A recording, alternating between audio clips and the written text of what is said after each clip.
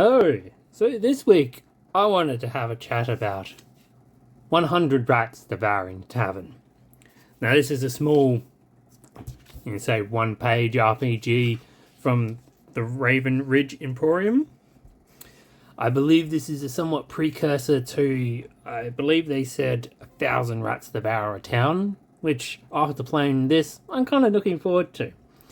It's quite a simple game. You will end up with a bunch of dice representing a tavern. Your swarm of rats will move through each room, the number on the dice representing the challenge of that room. Your rats will also have a name, a trait, and they will either scrap, sniff, or scamper.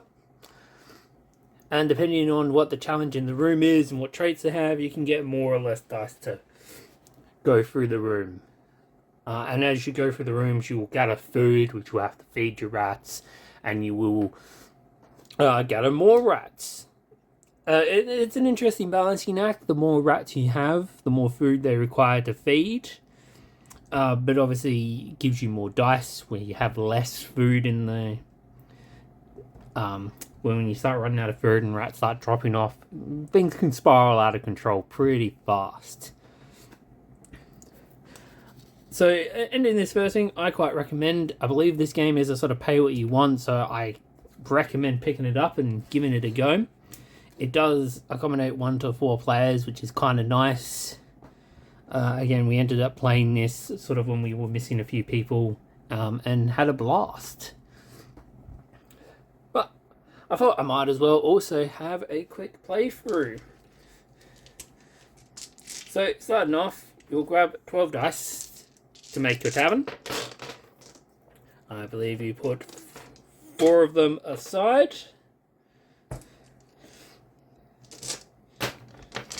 We roll the remainder. If I can get a hold of my dice, that will be handy.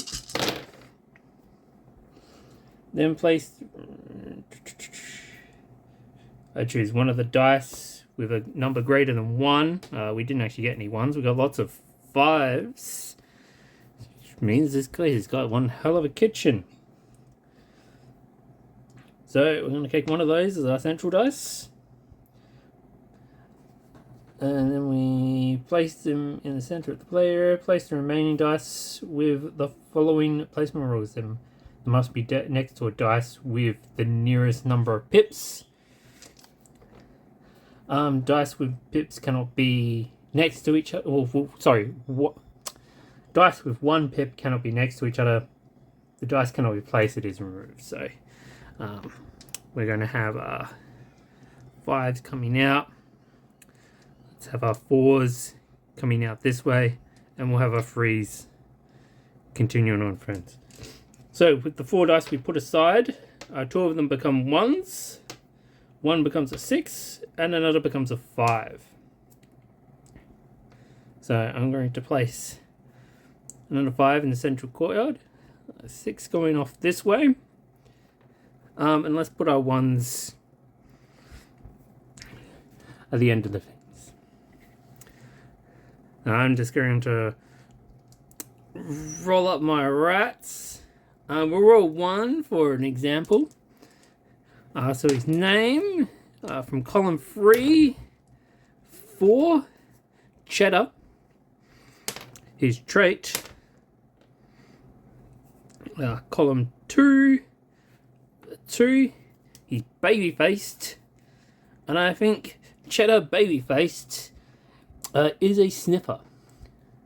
So I'm just going to make up the rest of them and we will be on our way. Okay, and we're back. So starting the game, you'll start off with 5 rats, 3 food and no notoriety. And you'll name 4 rats. So I've got 1 unnamed rat in the party. So we already know about Cheddar the baby-faced sniffer. We also have Muffin, the metal-limbed scrapper. Squeaks, the once royal sniffer. And Biscuit, the bloodthirsty, also a scrapper. This leaves us with no scamperers, but, you know, I just couldn't help myself. So we're always going to start our entrance in one of the ones which represent entrances. So I'm going to take this one at the bottom. So I've made myself a little chart to keep track of the things, which removes the other ones, but we won't go into that. Now, entering a room, you'll make a swarm roll, which will be 1 dice for every 5 rats, and you reduce the threat in that room by that much. Now, on a 1, we can't fail. Oh, that was a waste of a good 6. So we'd beaten that, so we conquered the room. So we now choose rewards. You get rewards based on the number of pips, so only 1. So I'm going to go up to 6 rats. And now I have to feed rats, and it takes 1 food for every 2 rats. So I now have no food. But we're moving on. As we go into number 3, which is a guest room. So I'm assuming my entrance was through a window. Hopefully on the first story. I don't know. I also gave my tavern a name, the Crooked Cat, which I have misspelled.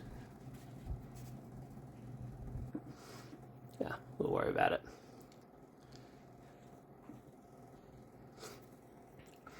Well, so now we move on to what a real room is going to be like.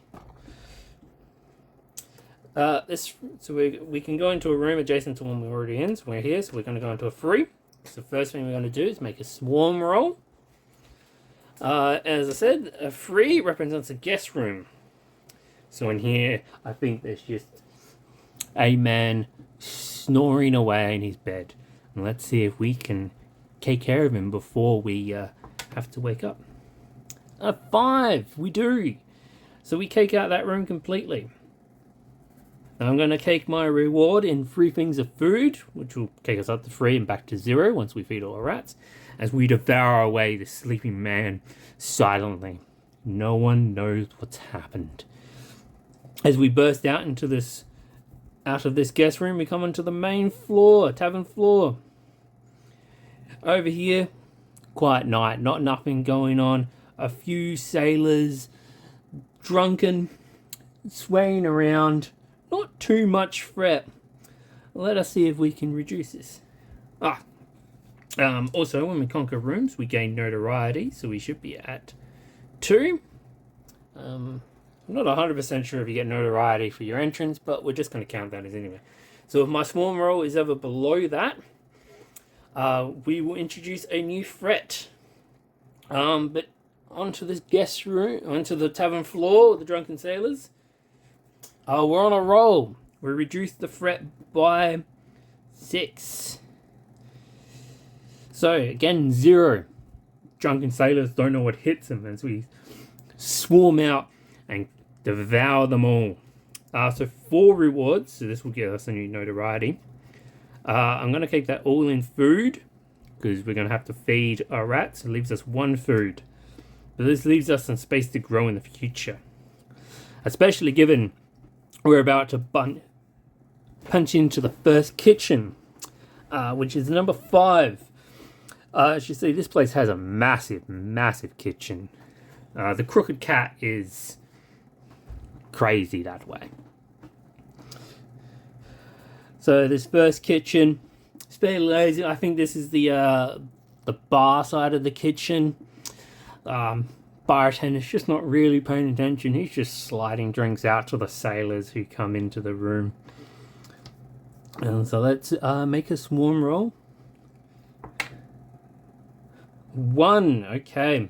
So we only lower the threat by 1. So there's 4 things in the room.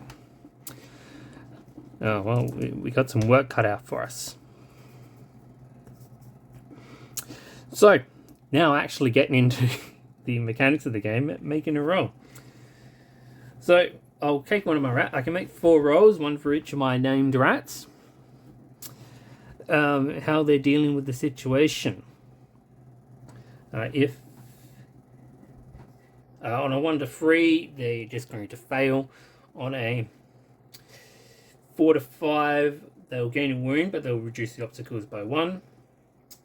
On a 6, they'll reduce the obstacle, 1 obstacle, but they'll also remove an obstacle, reduce the threat, gain a resource, or reduce notoriety. So I think first things we're going to do is we're going to have Cheddar, the babyface sniffer, sniff around the bar to see if he can find some useful stuff. I don't think him being babyface is too helpful right now, but him being a sniffer could come in handy. So we're going to roll 2 dice. And we keep the highest. Oh! And so I'm going to re-roll that because I realized that was completely off camera. So from now on, we're only accepting dice that land in the tray. And we got the 6 anyway, so the dice have spoken. So he's going to reduce the threat by 2, I think. Sorry, reduce obstacles by 2. Which leaves us 2 in the room, as he's found something useful up in the top. Most likely some sort of flammable material. I think fires might not necessarily be good to us. Maybe he came across the olives, some good eating material. But he's found something useful up there. Meanwhile, I'm going to have Biscuit, the bloodthirsty scrapper, is going to try and cake out the bartender.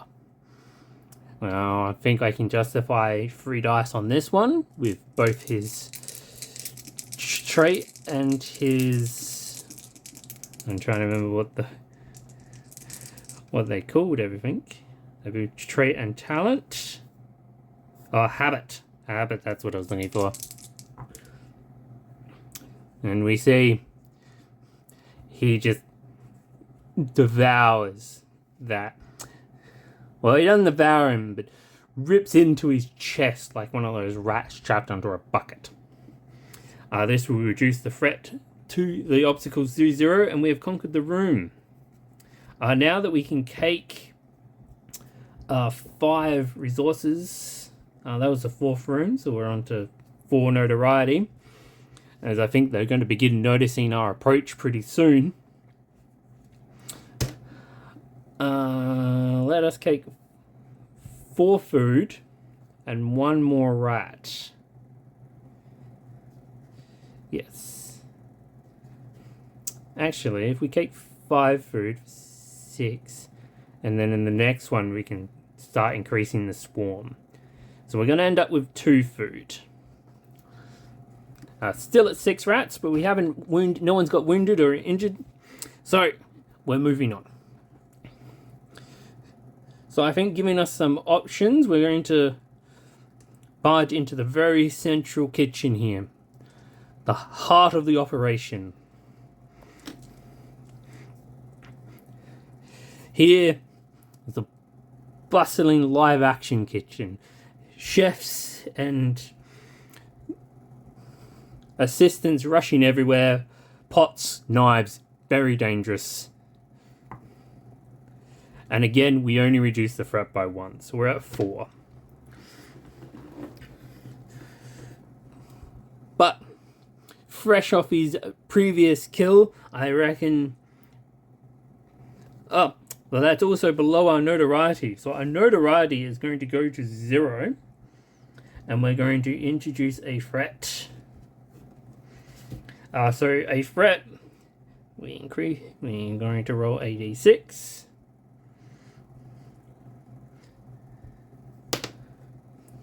Oh, that's not good.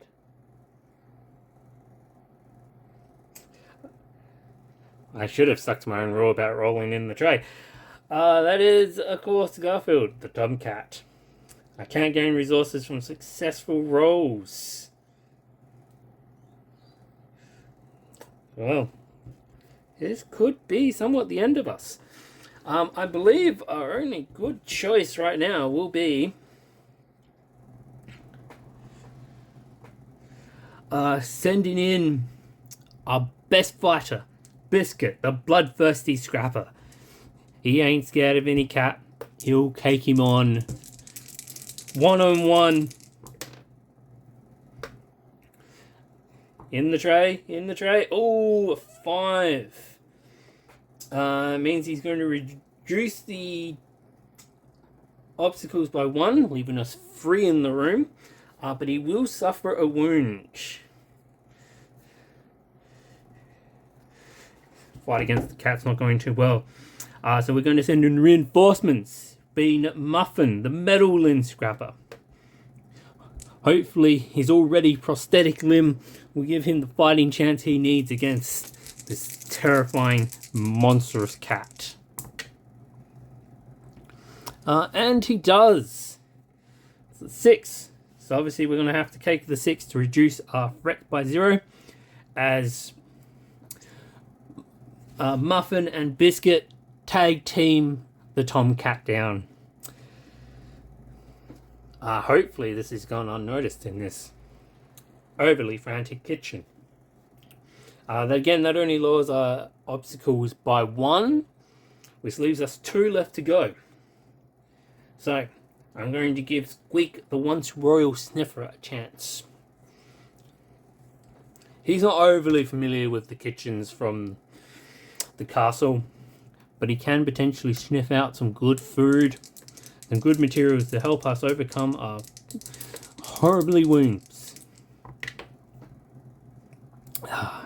Again, betrayed by my own rules. In the tray. In the tray. Okay, a 5. He's reduced the obstacles by 1, but he has also suffered a wound. Rats can acquire 2 wounds before they're gone. This means we are relying on Cheddar, the babyface sniffer, to remove the last obstacle in the room. So, I don't think we came across anything new, so I think this might just be a single roll. Here we go. 4. He does reduce the obstacles by 1, but he also suffers a wound. We have a lot of wounded rats coming out of this main kitchen, but we have taken it. We have reduced the threats to 0. So with our 5 resources, just do some quick maths. So if we get 2 more rats up to 8, requires 4 food. Yes. So let's go up to 8 rats for 2 and get 3 more food, which gives us 5. So we end up with 1 food to feed everyone. 1 food after feeding everyone. And we've conquered the central kitchen. Now I think we do some light lifting, and we're going to come down and try and take out this other guest room. Here, oh sorry, this is tavern floor. Here I think we've just got some soldiers coming off their break, maybe taking a quick breather, but feeding their hunger from a long night patrolling the streets. Let us see if we can make that life very difficult. So first off, coming into the room, we will make our swarm roll. 5, we did. Fresh from our battle injuries, going into the thing, absolutely massacred these tired and worn out guards. So 4 resources. We're just going to take that in food to feed everyone.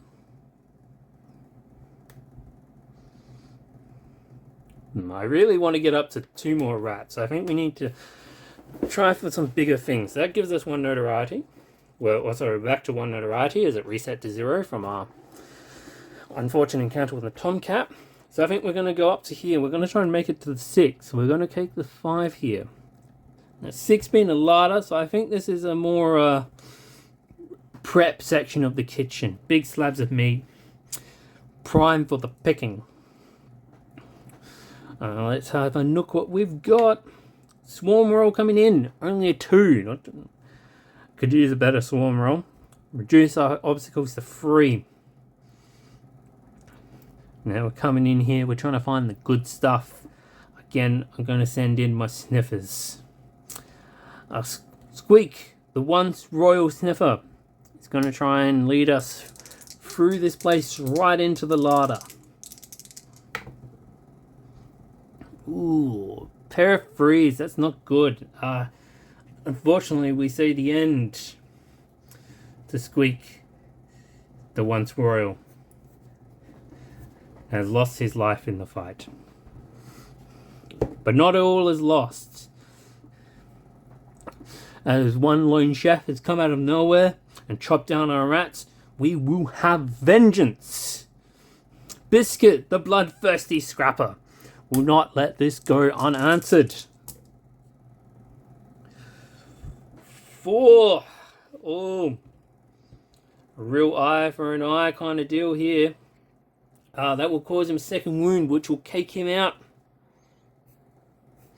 But he does remove the obstacle. He cakes the man with him. Which means we have... so we have 2 obstacles left to try and overcome. We're going to need to recover good things. We're going to try and recruit some new rats. We're back down to 6. So I think we're going to have Muffin the metal limbs. Sorry, no, Cheddar the baby face. It's going to try and sniff us out some good cuts to try and help us recover our horrible losses.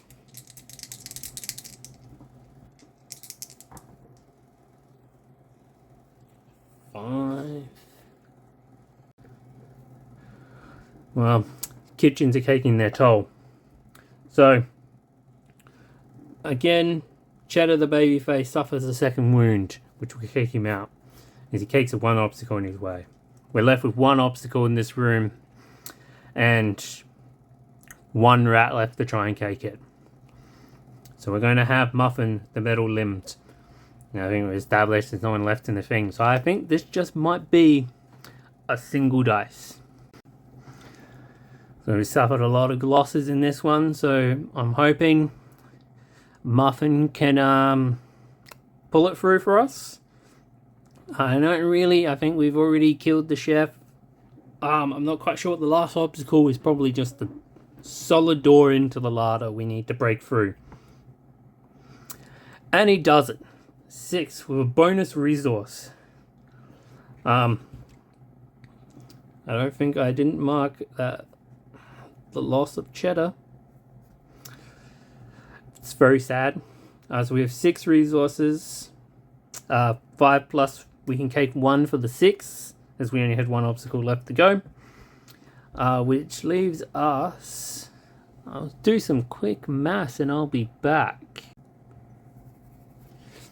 Okay, so I cook 1 extra rat, giving us back to 6, and a bunch of food, which after feeding the rats gives us 2.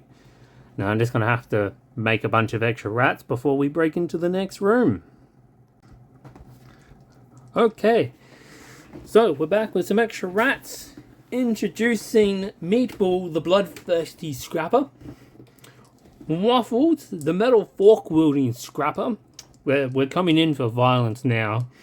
And Sprinkles, who has an exposed brain and is a scamperer. So we have someone who can at least scamper. And we're going to try and break into the larder. So let's see how we go. And swarm roll. Does that count as in the tray? I'm going to say no. Reduced by 3. So we have... I forgot to mark threat for the last one. So we have 3 obstacles in the larder. I'm sort of envisioning giant blocking door, frozen greens, huge slabs of meat hanging up, and their butcher, big man, who just saw us break its door in, and a swarm of rats feeding into the larder is not going to stand for it. But you know who's not going to stand for that? Meatball, the bloodthirsty scrapper.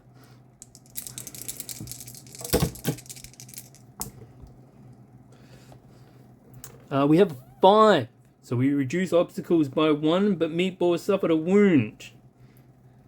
But fear not, because we have backup in Waffle, wielding his metal fork, will also cake up the scrap.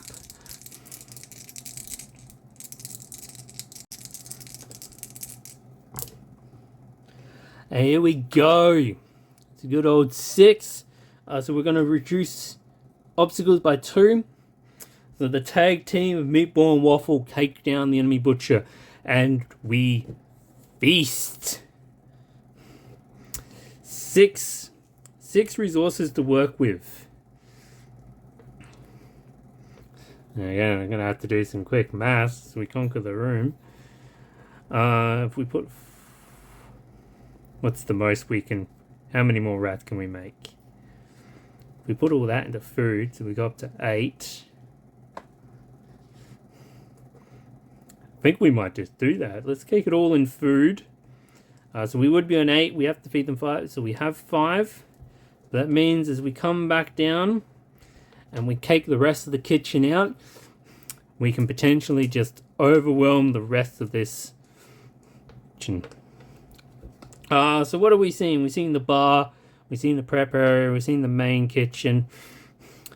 I think out here, this is a serving area open to the streets. I know it's not an entrance, but it was probably too obvious to entrance in. So there's a chef here serving customers on the street. Hopefully it's quiet. I mean, we're taking the guards out, no one's noticed. So let us see if we can sneak up behind him and swarm out. Again, only 1. We just don't get good rolls with these caking the swarm entrances. So we got 4 to try and work our way through. I think we need to put some other people in charge for a bit. Don't forget about our notoriety, which means we also rode below our notoriety, so we have to introduce a threat. So that threat being 4.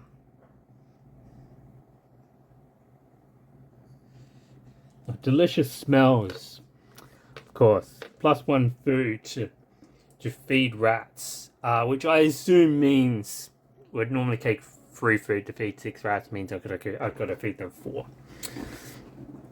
So let's hopefully we can get a 6 and deal with that. But that does put our notoriety back to 0, and we got to start trying to conquer this area with our 4. So I think that means we're going to send... Ooh, I didn't bring my sniffers anymore. I'm going to send Sprinkles, the exposed brain scamperer, out first to scout the area. Hopefully he can locate the bit that smells good. Hopefully he can outwit this one guard, lead him back out back where we'll gang up on him with all our scrappers. Okay, Sprinkles. Sprinkles is ready for this. He was plotting this whole thing out from the very start. So we're going to lower the threat by 1. Lower the obstacles by 1. We're going to lower the threat by 1. So we're going to cake out that delicious smell. Something this man is carrying, and we will have it. So we still have 3 obstacles in this room to go on. But first off, we need to cake out this chef. So we're going to go back to Waffle and his metal fork, ready with an ambush to cake out the chef. We're on fire. Everything's going according to Sprinkles' plans. Beautiful, beautiful. So we're going to lower the obstacles by 2 as we're caking out this thing.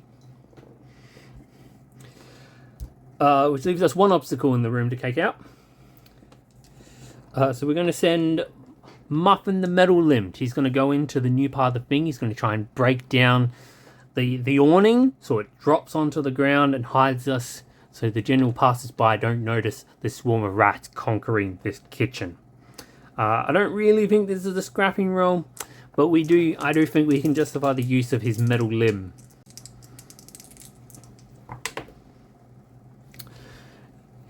Can't roll in dice. We are on fire. So again, we only need to reduce obstacles by 1. So we don't need to reduce our notoriety. So we're going to take an extra resource. It's going to give us 6 resources out of this room. So let us go up to 10 rats, which is 4. 2 more food, which would be 7. We have to feed them 5, so we end up with 2 food. But we're finally up to 10 rats. Which means we get to make... And we've only got 2 rooms left to go, so I think we may have it. So we're going to come down to the last kitchen. I'm guessing this is going to be the cleanup area. Probably some dishwasher. He's got no idea what's coming, I tell you what.